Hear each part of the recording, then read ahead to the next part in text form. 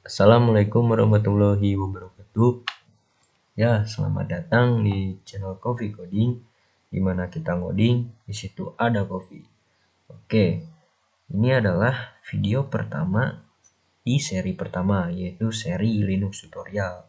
Dan di seri kali ini kita akan membahas tentang pengenalan sistem operasi Linux yang dimulai dari sejarah pada Linux, distro-distro yang ada pada Linux, alasan-alasan kenapa kita harus mencoba sistem operasi Linux, serta kesalahan-kesalahan yang dilakukan oleh orang-orang ketika mereka ingin mempelajari sistem operasi Linux.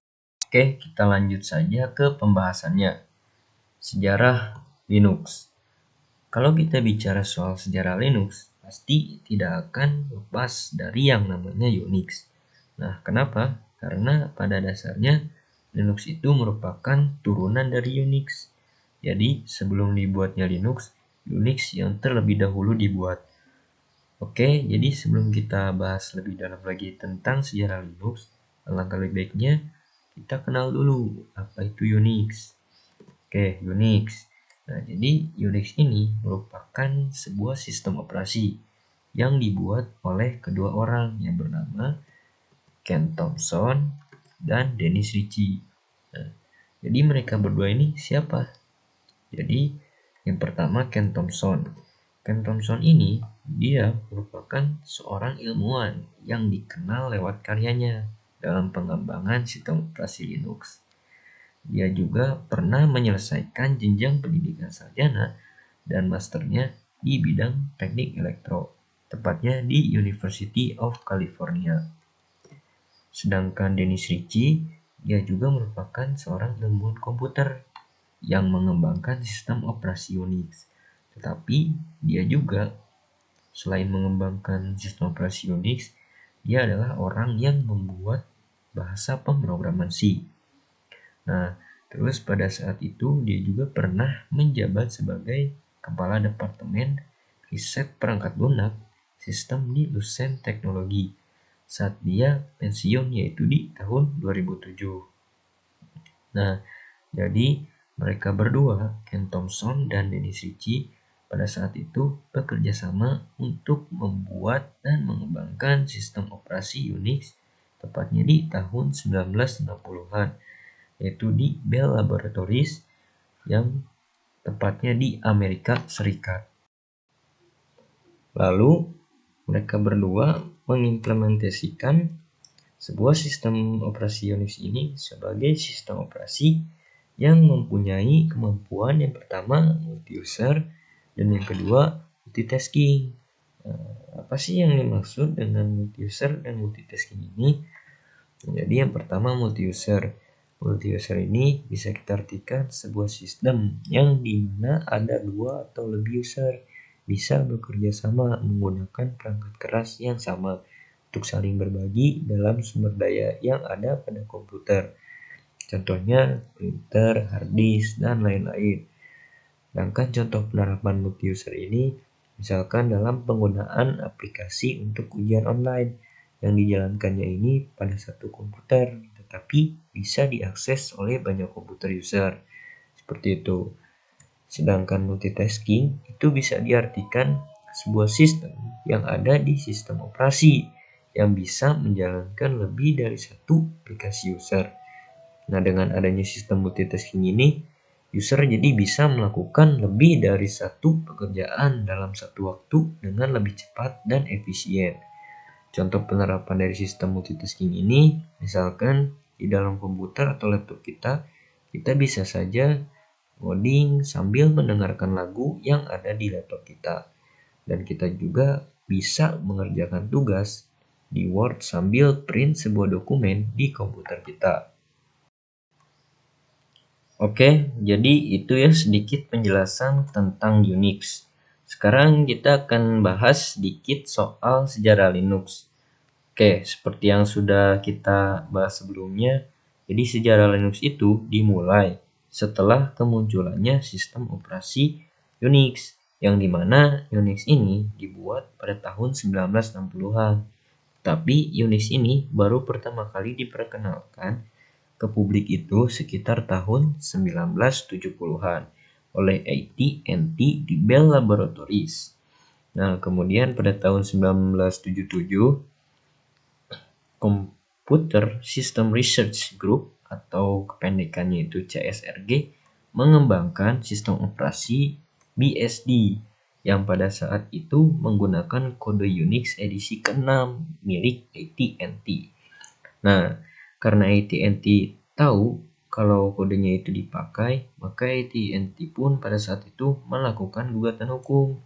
Setelah dilakukannya gugatan hukum, pengembangan sistem operasi BSD pun menjadi terhambat.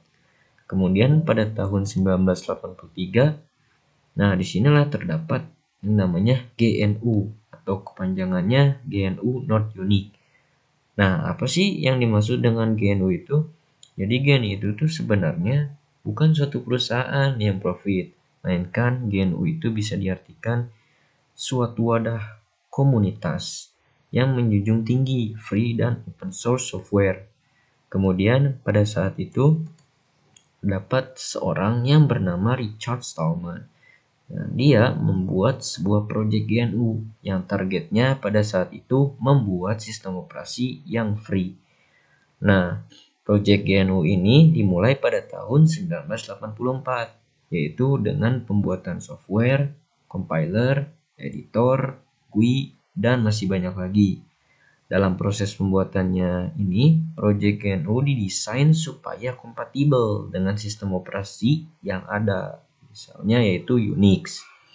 Jadi sebenarnya sistem operasi Unix itu sudah membuktikan bahwa sistem operasi Unix ini mempunyai desain yang unggul serta portable. Kemudian di tahun 1990, GNU ini membuat sebuah komponen. Nah, yang tujuannya untuk membuat sebuah sistem operasi. Tetapi ada yang kurang pada saat itu. Nah, yang kurang itu adalah kernel dari sistem operasi tersebut. Nah, barulah pada tahun 1991 muncullah seorang mahasiswa dari jurusan ilmu komputer. Nah, pada saat itu dia menulis kernel untuk dipakai di komputernya sendiri menggunakan bahasa C dan programnya itu dikompil menggunakan GNU C compiler. Nah, siapakah mahasiswa tersebut? Nah, jadi mahasiswa tersebut bernama Linus Torvalds yang dia itu berasal dari Universitas Helsinki yang tepatnya di Finlandia. Nah, jadi pada saat itu, pada tahun 1991, Linus Torvalds ini berencana ingin mengembangkan sistem operasi Linux, yaitu dengan diedarkannya kepada mahasiswa yang ada di universitasnya sebagai prototipe sebuah sistem operasi. Nah, jadi dalam pengembangannya, Linus Torvalds ini menyebarkan kode programnya lewat internet. Nah, kenapa sih dia menyebarkan kode programnya lewat internet? Ya, sebenarnya tujuannya supaya kode programnya itu bisa dipelajari oleh orang banyak yang ada di dunia ini. Nah, itulah sebabnya Linux ini bisa berkembang dengan pesat sampai sekarang. Karena telah banyak dibuat oleh para programmer ataupun para hacker yang ada di dunia ini. Nah, oke, jadi kesimpulannya seperti yang sudah kita bahas sebelumnya, jadi sistem operasi Linux itu merupakan sistem operasi atau kernel atau biasa juga disebut sistem operasi yang mirip dengan Unix. Nah, kemudian yang kedua, Linux juga itu sebenarnya merupakan turunan atau sistem operasi yang berada di bawah lisensi GNU GPL atau kepanjangannya adalah GNU General Public License. Nah, apa sih yang dimaksud dengan GNU GPL ini? Jadi GNU GPL itu merupakan sebuah lisensi di mana pemilik program itu tetap memegang hak ciptanya meskipun sudah banyak orang di dunia ini yang menyebarkan, memodifikasi, mengembangkan, bahkan ada yang menjual kode programnya lagi ke orang lain. Tapi memang sebenarnya itu dibolehkan, tapi dengan syarat kode program aslinya itu harus tetap disertakan. Nah, inilah yang dinamakan sistem open source. Oke, selain itu Linux juga itu bersifat free. Nah, free di sini yang pertama diartikan gratis. Ya, memang karena kita jika ingin menggunakan sistem operasi Linux ini itu gratis tanpa lisensi. Tidak perlu mengeluarkan uang sepeser pun. Tidak seperti sistem operasi Windows yang kita harus membayar lisensinya. Nah, tetapi selain diartikan gratis ini, free di sini tuh bisa diartikan juga sebagai kebebasan. Nah, kenapa? Karena pada dasarnya itu Linux ini berada di bawah lisensi GNU GPL. Nah, GNU GPL ini memberikan 3 kebebasan. Apa saja? Yang pertama, kebebasan untuk menggunakan. Yang kedua, kebebasan untuk mendistribusikan. Dan yang ketiga, kebebasan untuk mengubah modifikasi untuk pengembangan. Oke, setelah kita sudah bahas panjang tentang sejarah Linux, selanjutnya yaitu tentang distribusi Linux. Nah, distribusi Linux atau kependekannya itu adalah distro Linux. Nah, jadi distro Linux itu merupakan sebutan untuk sistem operasi yang dibuat dari kernel Linux. Nah, jadi pada umumnya distro Linux itu mempunyai GUI yang berbeda-beda. Contohnya seperti yang pertama ada distro Elementary OS. Nah, Elementary OS ini merupakan sebuah distro Linux yang berbasiskan Ubuntu.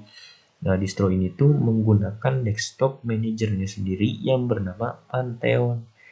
Distro ini pada awalnya bermula dari Spacket, Setema, dan aplikasi-aplikasinya yang ditujukan untuk Ubuntu. Namun kemudian berubah fungsinya itu menjadi sebuah distro Linux tersendiri. Nah, karena distro ini merupakan turunan Ubuntu, distro ini tuh kompatibel dengan repositori dan paket-paket yang dimiliki oleh Ubuntu. Setelah itu, yang kedua dapat turunan Debian GNU Linux, misalkan distro Linux Mint. Nah, Linux Mint ini merupakan distro Linux yang berbasis Debian Ubuntu.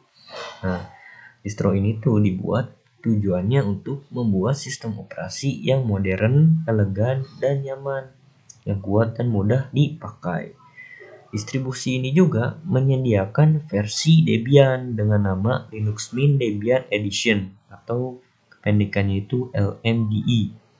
Nah, salah satu ciri khusus yang dimiliki Linux Mint ini adalah desktop Cinnamon yang dikembangkan oleh tim pengembang Linux Mint. Setelah itu yang ketiga dapat turunan Red Hat Enterprise Linux, misalnya distro Fedora. Nah, Fedora Linux ini adalah sebuah distro Linux yang berbasis RPM dan YAM yang dikembangkan oleh Fedora Project yang didukung oleh komunitas pemrogram serta disponsori oleh Red Hat.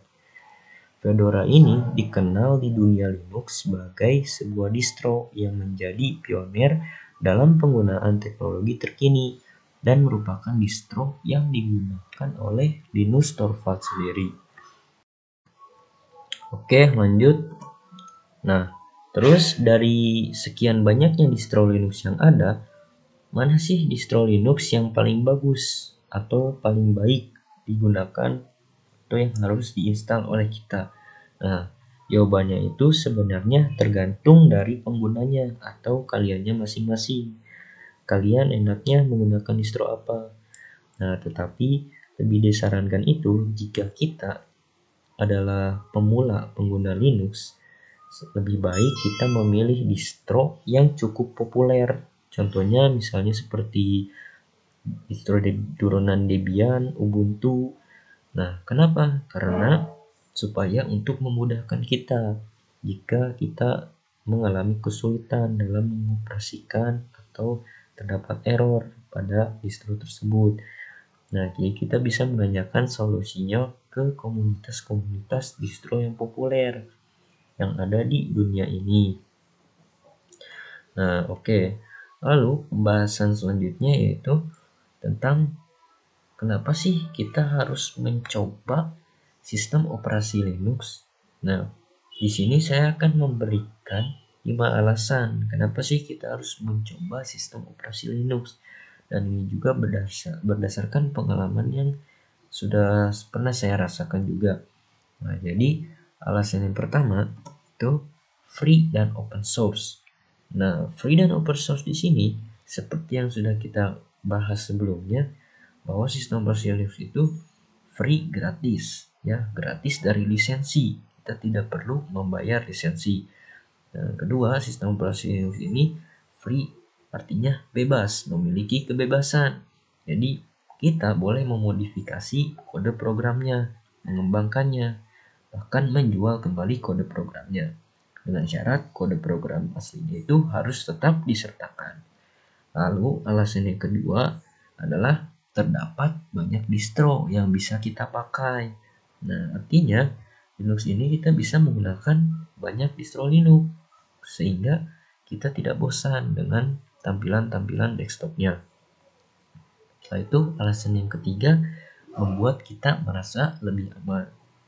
Nah, maksudnya dengan menggunakan sistem operasi Linux ini kita menjadi sedikit lebih aman dari serangan virus dibandingkan kita menggunakan sistem operasi Windows yang rentan dengan serangan virus.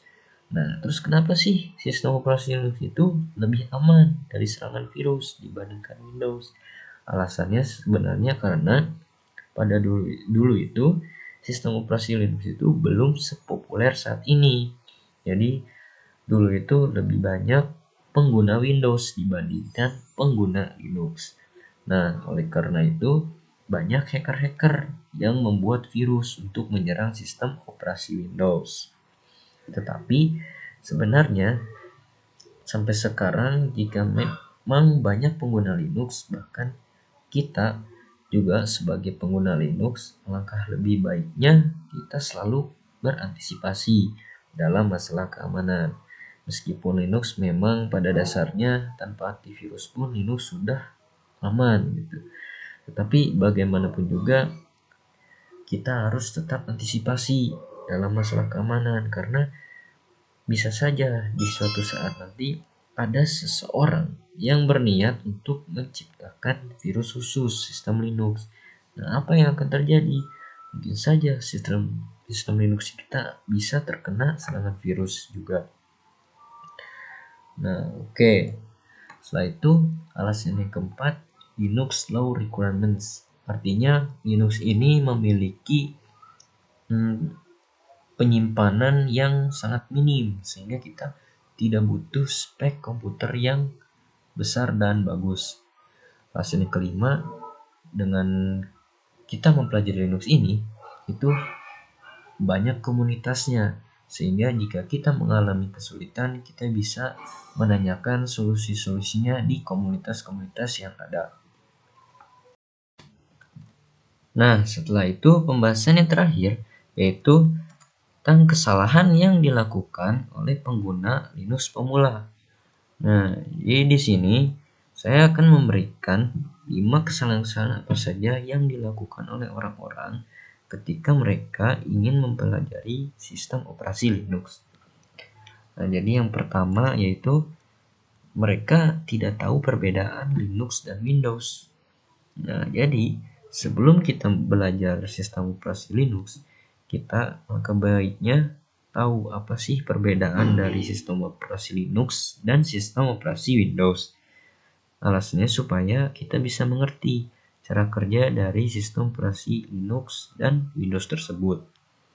Lalu alasan yang kedua, mereka salah memilih distribusi Linux. Nah, jadi sebelum kita menginstal Linux, kita harus tahu terlebih dahulu apa sih distro yang akan kita install nantinya, karena ditakutkannya jika kita membutuhkan distro Linux yang memang user friendly atau memang khusus pekerjaan sehari-hari, nah takutkannya kita malah menginstal distro Kali Linux turunan Debian. Nah, ini kan merupakan suatu kesalahan yang sangat fatal. Kenapa? Karena sistem operasi Kali Linux ini merupakan pada umumnya itu sistem operasi yang sudah didesain untuk melakukan penetration testing. Karena di dalam sistem operasi kali Linux ini sudah tersedia ribuan tools untuk melakukan penetration testing.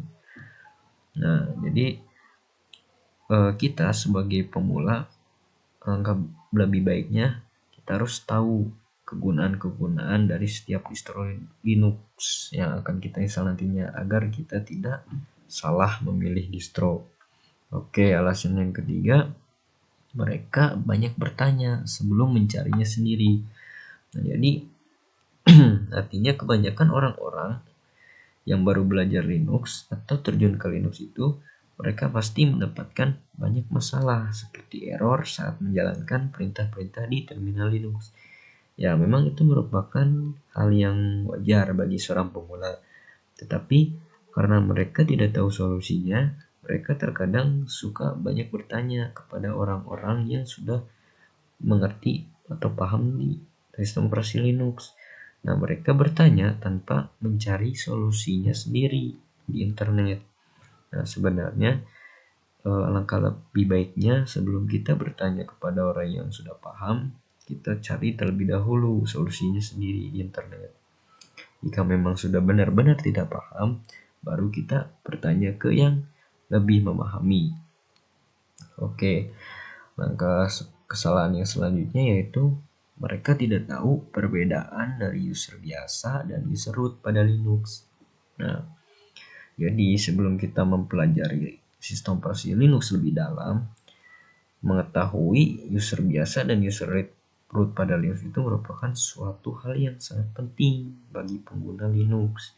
Kenapa? Karena jika kita sembarang menggunakan sistem operasi Linux dan kita berada di posisi user, yaitu user root, terus kita melakukan kesalahan pada sistem operasi tersebut, nah itu merupakan suatu hal yang sangat berbahaya karena bisa saja itu merusak sistem dari komputer kita atau sistem operasi kita jika kita tidak tahu atau tidak mengerti cara menanganinya.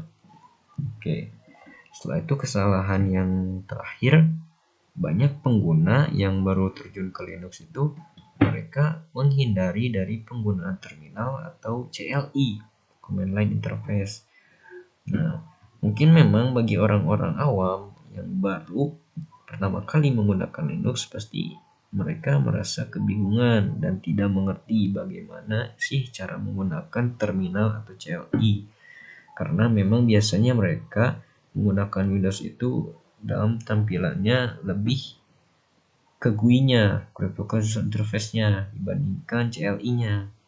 Ya, tetapi mau bagaimana lagi jika kita ingin mempelajari atau memperdalami sistem operasi Linux, kita harus tetap belajar cara menggunakan terminal atau CLI karena itu merupakan suatu ilmu yang harus didalami dalam mempelajari sistem operasi Linux. Oke, jadi itulah pembahasan mengenai pengenalan Linux ya. Mungkin di tutorial selanjutnya kita akan membahas tentang cara penginstalan sistem operasi Linux. Tapi mungkin yang akan kita bahas nanti, kita akan install menggunakan virtual machine. Jadi ditunggu saja ya tutorial selanjutnya. Dan jangan lupa like, komen, dan subscribe jika kalian suka dengan channel ini. Dan jangan lupa juga follow akun Instagram kami yaitu di @coffee.coding_. Oke, mungkin sekian dan terima kasih. Wassalamualaikum warahmatullahi wabarakatuh.